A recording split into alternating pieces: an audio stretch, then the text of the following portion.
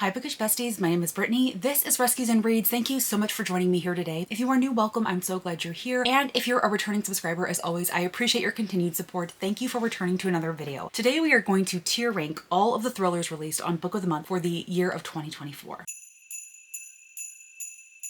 So if you've been with my channel for any length of time, you will know that thrillers are by far the largest genre that I typically read in a year. And one of the main things that drew me to Book of the Month were their thriller releases. And still to this day, one of my favorite things about Book of the Month is seeing what thrillers they select and trying to find new thrillers that I might not otherwise have heard of. And because the thrillers are one of the main reasons that I subscribe to Book of the Month, I thought that this project would be fun, where I read every single thriller that is released by Book of the Month for the year and share my thoughts on them. I went with tier ranking this time just because I thought it would be quick and easy, but I'm totally willing to do this project again in another format. Like maybe I do a vlog style wrap up of all the books and just compile all the clips throughout the year or something to that effect. You'll have to let me know what your thoughts are. Now, I did just want to clarify that the books for this project are the books that were clearly marked as thriller on Book of the Month. They weren't mysteries. They weren't some other subgenre of thrillers. Like, you know, sometimes they'll release spy thrillers or legal thrillers or something to that effect. These were books that were just purely marked within the thriller category. So we're going to go ahead and jump to me sitting out at my desk in the common area. We'll go ahead and do the tier ranking portion and come back to wrap up. Okay, everyone, so I am out here at my computer. My computer and desk are actually out here in my living room area because I don't actually have room for them in my office. Now, because you're out here, there are some things that I need you to keep in mind. Obviously, all of my animals are out here. You can't see him really, but Archibald is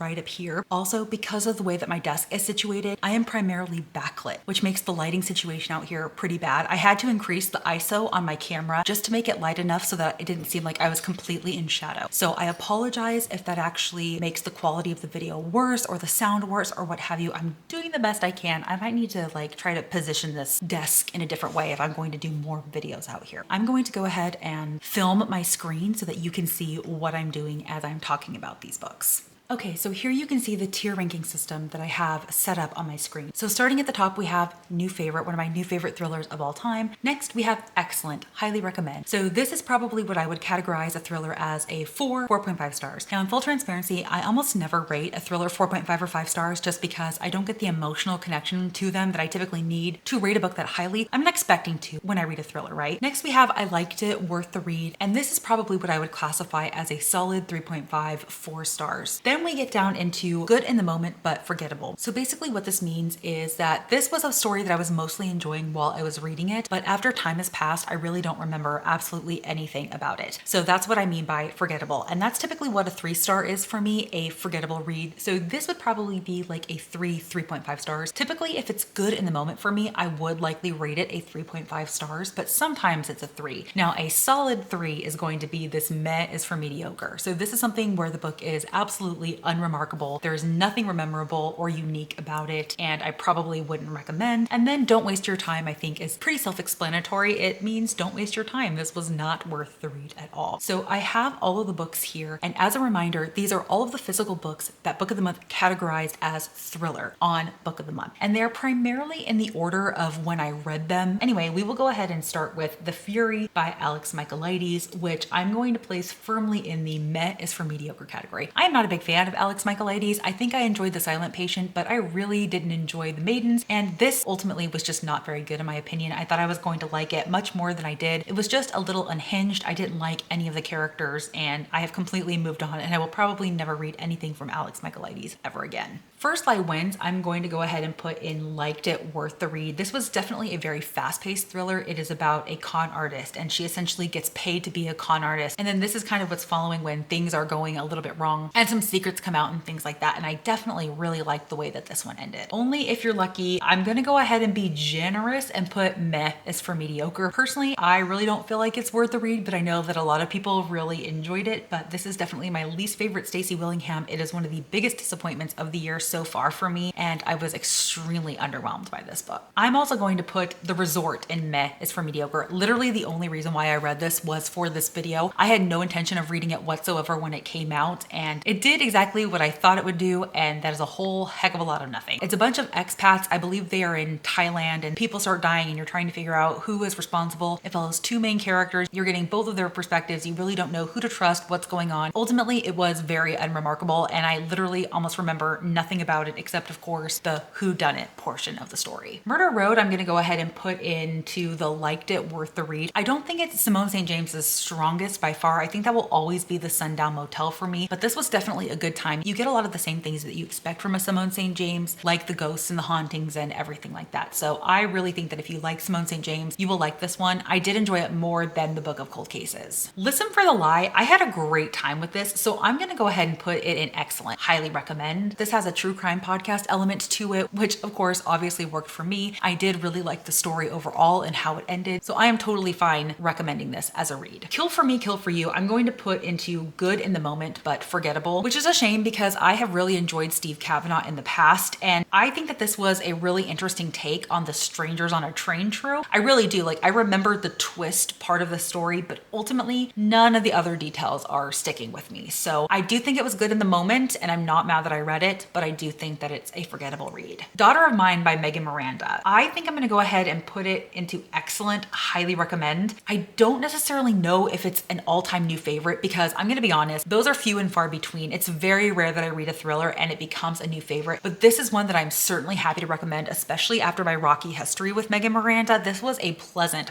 surprise, and so I definitely recommend. Darling Girls, I'm gonna say good in the moment, but forgettable. I actually had a decent time while I was reading this. There was nothing egregiously terrible about it, but I don't remember really any details about it other than it follows foster children and what happens after like a body is discovered under their old foster house, and they are coming together trying to figure out like who it is and what actually happened. And of course they kind of believe that their foster mother was responsible because she was a very weird and unique and interesting person who didn't always treat them right. So I did think it was good in the moment, but ultimately forgettable. A Talent for Murder, Met is for mediocre. I pretty much remember almost nothing about this story. I do know that it follows a woman who is married to a man and she starts to believe that he could be responsible for some of the killings that are happening all over the country. He is a salesman, I think of like educational supplies or something like that. So he travels all over the country in order to sell these supplies. People start popping up dead in these same locations where he's visited. And so the wife becomes suspicious and she enlists an old friend of hers. And I believe it's this old friend that you follow in the first 2 books in the series, but you don't have to read this in any type of order. I didn't read any of the other prior books before reading this. It was just ultimately okay. Like I said, I don't really remember a whole heck of a lot about it. Ruth Ware, I'm gonna say I liked it, worth the read. Is it Ruth Ware's strongest? No, but I read everything that she writes and I really enjoy her as an author, and so I'm gonna place it there. Middle of the Night, okay, I have complicated feelings about this one. I'm gonna say it was good in the moment, but ultimately forgettable. This one I would say is much slower paced than you are typically used to from O'Reilly Sager. This is far more about the vibes and the atmosphere. It's about a man who is returning home after many years. When he was young, he and his best friend were camping in his backyard, and when he woke up, his best friend was gone, and it's kind of haunted him his whole life. And when he comes home, he thinks he starts to feel his best friend's presence. Even though he knows his best friend is gone, he feels like his best friend is around. He feels like he's kind of going crazy, right? And then his best friend's body is actually found. He had never been found before, so now he is found, and it's bringing up all kinds of stuff. And once again, Riley Sager wants to let you believe that this is something paranormal, so there's a little bit of a paranormal aspect here that I didn't really buy into, I didn't really get, I didn't really feel like it felt part of the story. So it wasn't his strongest for sure, and as time has gone on, I really don't remember a whole lot of the details of this. So that is why I'm putting it here. I just don't remember a lot of the details about it. Okay, so Bad Tourists, I feel like is a combination of these 2 categories. I feel like it was good in the moment and worth the read. I don't necessarily think that this is a forgettable story, but it wasn't a masterpiece. I don't think it necessarily did anything super unique or crazy, but I had a great time reading this. So I'm gonna go ahead and put it under I liked it and worth the read, even though I think I only gave it like a 3.5 star. I do think that it's worth more than being called forgettable. All right, House of Glass. I think it's going to be one that I put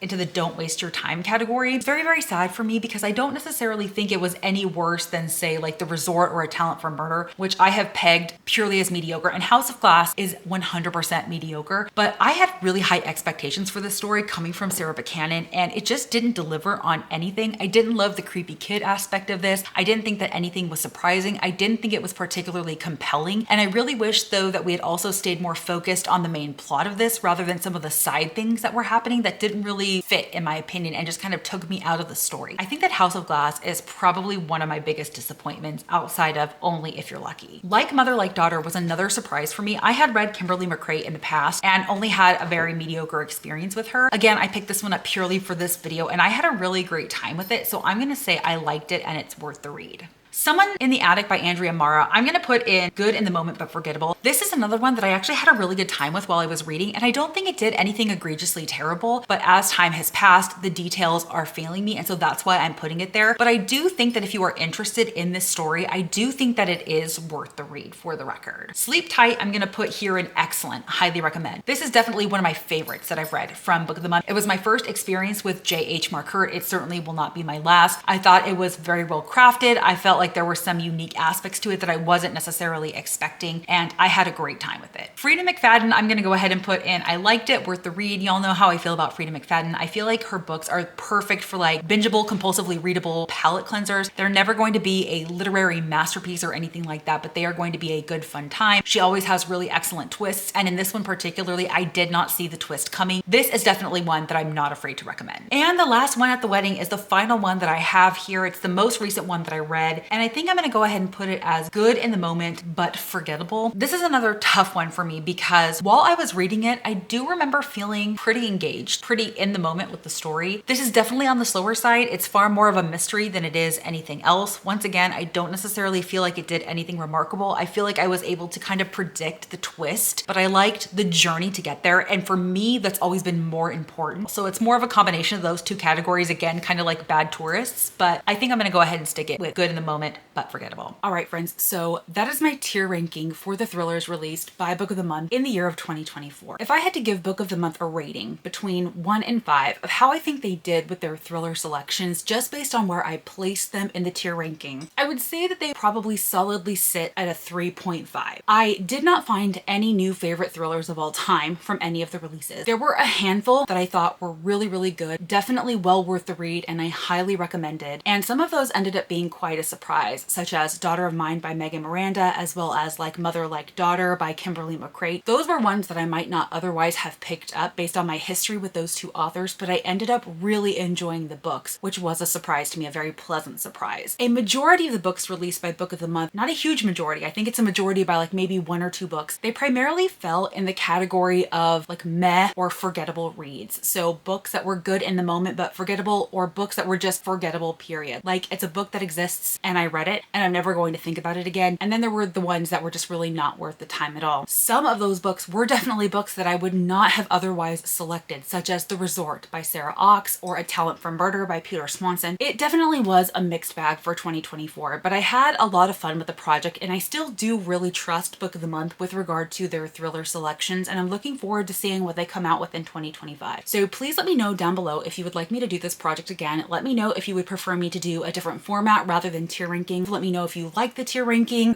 just let me know what your thoughts are. But anyway, I think that's it for this video. I hope that you enjoyed. If you've made it to the end of this video and you are not feeling chatty, go ahead and leave me a stabby knife emoji in honor of all of the thrillers I read from Book of the Month this year. And as always, if you like this video or if you just like me, please be sure to give this a big thumbs up. Throughout the month of December, through the 1st through the 25th, I'm aiming to post 1 video a day leading up until Christmas, and I would love to connect with you in any of those future videos or on any of my other social media platforms or my newly released Patreon, all of which are linked down below. Until next time, y'all. Bye.